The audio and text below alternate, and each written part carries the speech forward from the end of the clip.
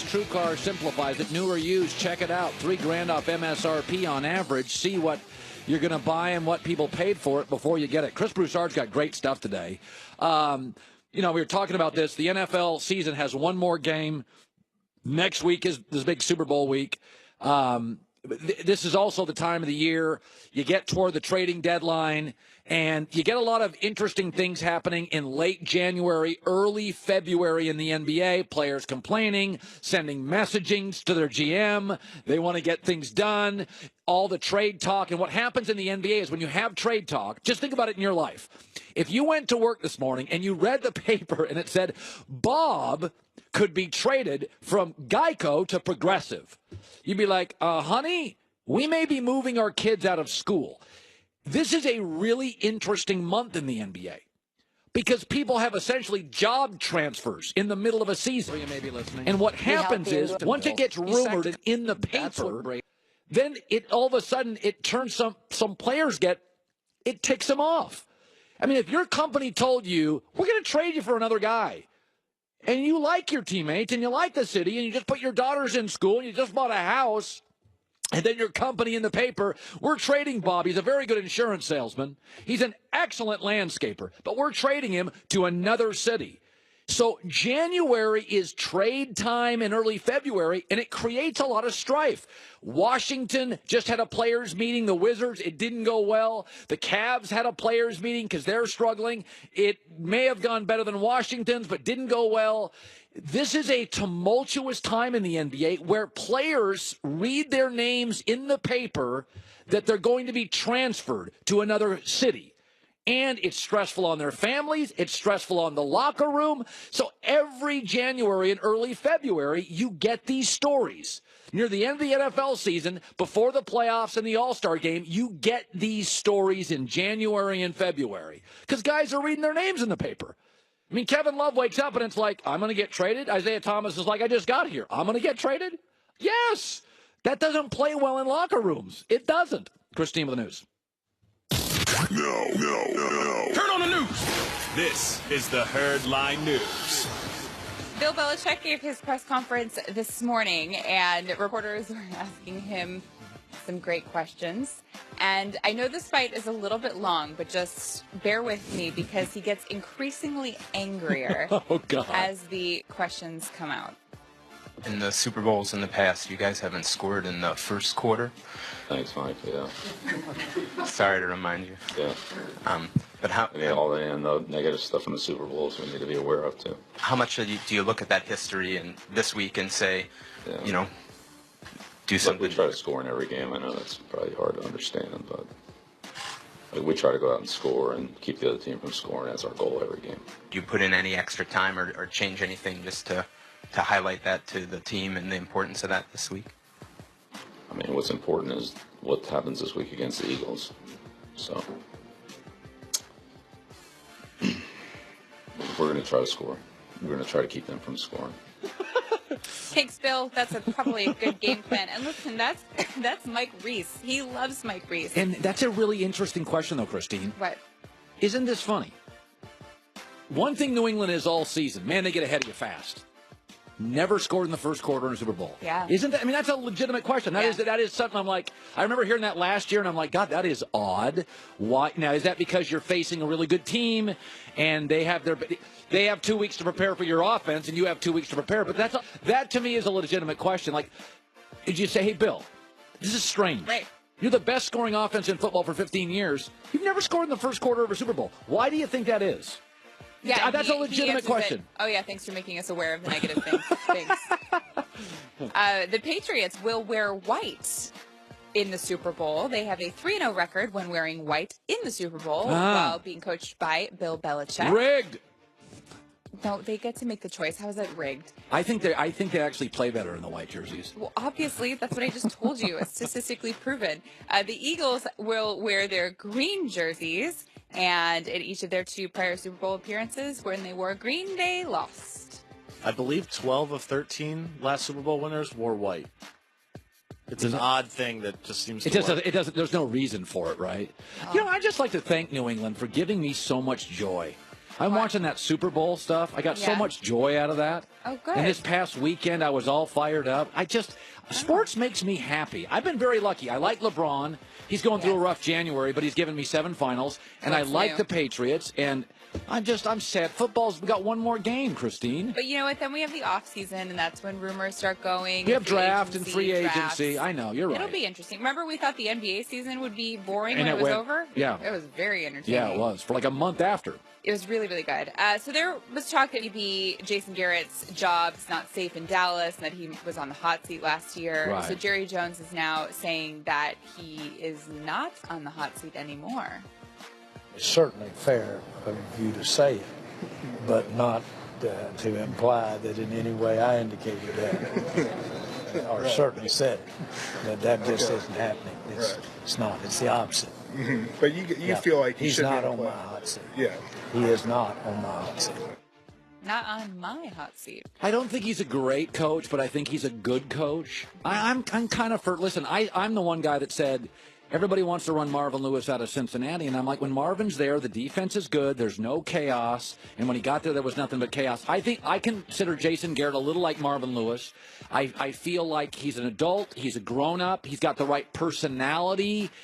You know, Belichick against Marvin or Belichick against Jason Garrett in crisis, I'm going to go with Belichick, but I don't think he should be fired. I don't think he had his best coaching year. But I also think he had a running back get in trouble. He lost his left tackle, and his owner sometimes can be crazy. It was a rough year for him. It was a rough year for he had a lot of things to juggle. Mm-hmm. I agree. Christine with the news. Well, that's the news. And thanks for stopping by. The Herd Lie Let's News. bring in my man Chris Broussard, FS1 NBA analyst. I was saying this earlier. So if you and I had a conversation with you, and it was like in the back here where we would grab apples and fruit and stuff. And then the next day it was in the paper. I'd be like, dog, that ain't cool. That ain't good. Like, I'm reading all this stuff about this team meeting.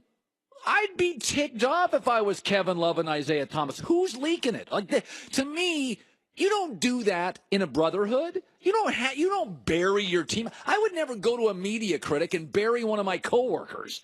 Like, I can't believe that stuff gets out. Kevin Love's a man. He's standing up there answering all these questions. And I'm sitting there thinking, if I was Kevin Love, I would say, but my biggest issue is, how the hell do you know what happened? Who's leaking this stuff? I'm with you totally. Obviously, as a media member, you like those leaks. Sure. But, yeah, as a player on that team, somebody in that organization, it may have been somebody in the front office. Really? I'm not sure it was a player. I don't know, but I would, if I had to guess, I would think more front office than a player.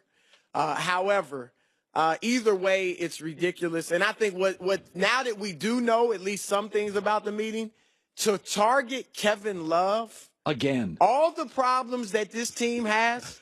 You just gave up 148 points at home. And he didn't play that game. He didn't play. It might have been 168 if he had played. Like, why are you jumping on Kevin Love?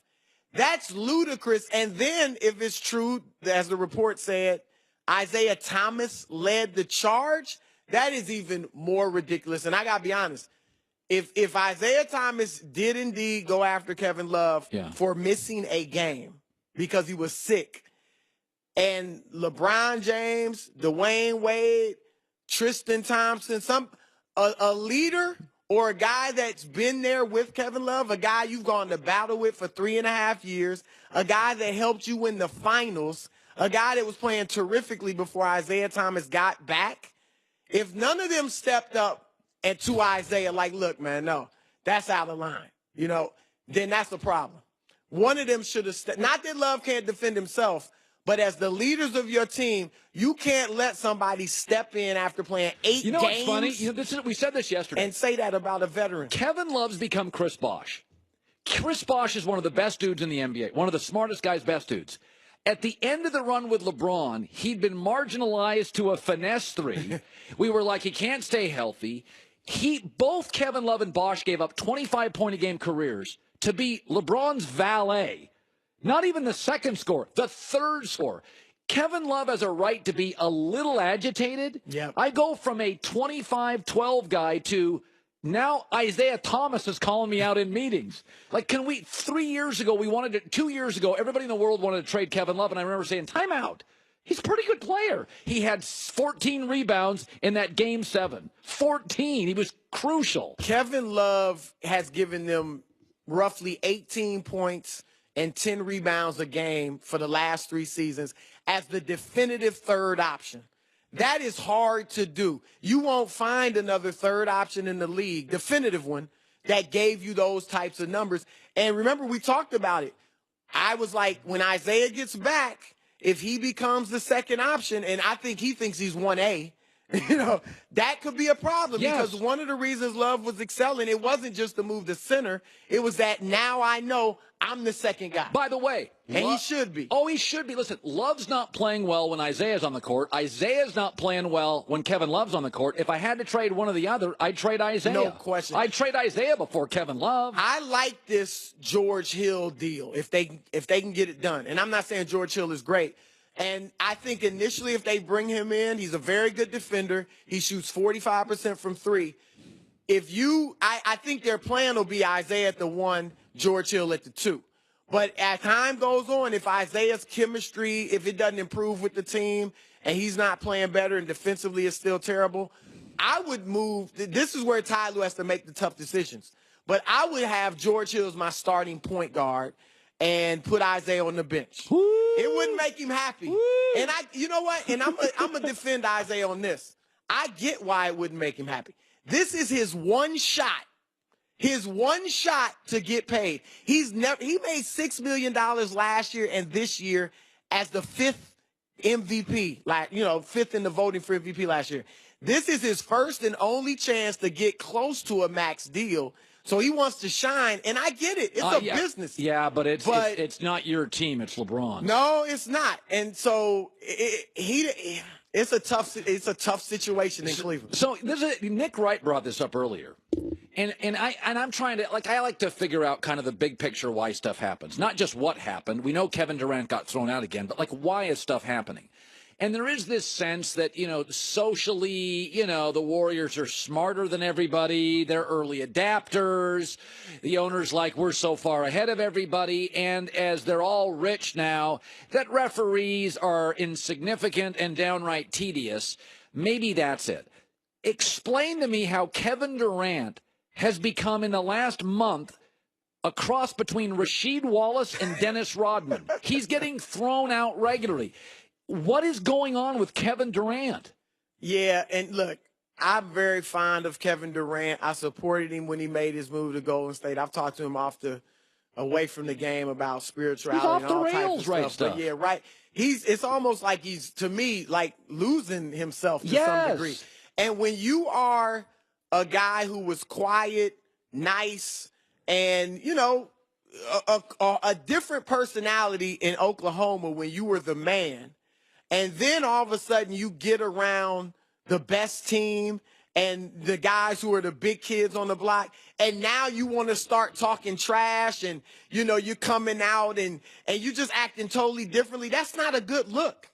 If you can't stand up and be this way when you're the man, don't stand up and be that way when your boys are behind you. That's really interesting. What I mean? That's what it looks like. Whether that's how he's feeling, that's what it looks like. He's the guy that goes to the bar, and because he's got his 2 toughest friends with him, now he's the tough guy at the bar. Yes. Now he's chatty guy. And by the way, he was quiet, silent guy in Oklahoma City. That's what I'm saying. Be who you are. And I didn't like the other day when he called out Clint Capella. Yeah, come on, dude. There's no reason. I just find it very interesting that Kevin Durant, I covered Rasheed Wallace. He's Rasheed now. He's going off the rails once a week. Dude. Last night he got ejected with were there 2 minutes left? They were up 17. The game is over. Why are you concerned that you didn't get a little call on a drive to the basket? So the Celtics, I told Christine earlier, I don't, losing streaks, you travel to the other coast, Boston's lost 4 straight, I don't make much of it. And I said this sounds goofy, but sometimes teams get sick. 2 guys get sick, you go on the road. They're not sick. I'm just throwing things like this in the NBA. Yeah. I don't make much of. They're a well-coached team, and they'll get to the playoffs and host a bunch of series.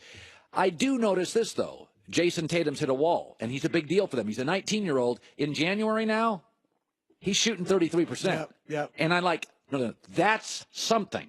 Because, by the way, you need him to be big to beat. You don't have Jay Crowder. You don't have Avery Bradley. Like, you got 2 scorers now. And you're going to need Jason Tatum to be double figures and play some defense in the postseason. Are you worried all about a 4-game losing streak and Jason Tatum statistically kind of deteriorating? Like you said, the losing streak isn't a big deal, but Tatum's hit the wall. Not only him, Jaylen Brown, 41% in January. Oh. His shooting is way down as well. And they're 2 young guys. Jaylen Brown wasn't used to playing these types of minutes last year. Good let's point. watch it. But if those 2 hit a wall, which is understandable, almost predictable, this is an entirely different team. They can't score. They're not a big-time scoring team. Not. Defensively, that's why they're great. But offensively, they can't score. And back to Cleveland, this is why if you're the Cavs, and let's see, because you and I are kind of similar in this thinking that LeBron may be sending a message, and the players, because of him, a message to ownership. I believe he is. That, get something done. After the trade deadline, I want to see how the Cavs and LeBron play. The energy, the body language. That's what I've been saying. Yeah, because here's the thing. They have to realize nobody is going to kill you if you get swept by Golden State. You might give up 148 points every game. Nobody's going to kill you. They will kill you if you lose to Boston or Toronto or Washington or somebody like that. I told Christine, this is a weird thing that I've never discussed on the air. But January, we've had multiple team meetings in the NBA in the last 2 weeks. And I said, January's a weird time to be a pro athlete in the NBA. Your name's in the paper. Hey, honey, I'm being traded. We have to get our kids out of school and move. Yeah, it screws locker rooms up. If literally tomorrow you read in the paper, we're trading you to NBC, you'd be like, honey, we got to move our family. So You're very right. So in January, players are reading they're going to be swapped. And a lot of guys are like, I thought my team loved me. Well, time out. You're trading me for that guy? So, I think January is a rough month psychologically for locker rooms. I agree with you wholeheartedly. Your average fan and person doesn't realize how tough this is on players. I mean, again, you just said it. Put yourself in anybody else's in their shoes. If you were walking around the halls and you saw your supervisors and you read that they were trying to get rid of you to bring in somebody else to do your job, that would bother you. I would go home that day. It would create stress all through my family. My kids would read about it. My wife would talk about it. My wife would complain to me. So you would be different here. Absolutely. With the way you respond to I wouldn't be as brilliant as I usually am. All right, Chris Broussard, good stuff, buddy. Coming up next, we have a great buy, sell, or hold. I'll tell you who's going to be the MVP of the Super Bowl. That's coming up next. In L.A., it's The Herd.